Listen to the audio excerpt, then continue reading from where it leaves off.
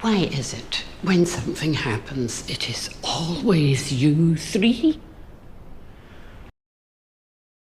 It can be argued that the entire point of bird banding is to eventually get recaptures, that is, to catch birds that have already been banded before. Since these birds are all assigned unique 9-digit identifiers, they can be tracked as individuals whenever they show up somewhere else. If one shows up at another station, we now have an idea of migration routes and distance. If one shows up at the same station years later, we have ideas about survivorship, site fidelity, etc. Even recaptures spaced only a few days to a couple weeks apart can provide valuable information on how long birds stick around in one given place, as well as how their condition changes over the course of that time.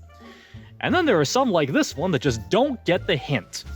This is black-capped chickadee number 2880-21213. I have that memorized because we have already recaptured this particular bird no fewer than 20 times since July 20th. This bird's not alone either. Its close sibling 2880-21213, as well as its more distant cousin 2880-21230, have all been repeat offenders that have been found in our nets more than 5 times over the last few weeks alone. In some cases, we've caught all 3 of those birds in the same net, right beside each other, on the same day, several days in a row.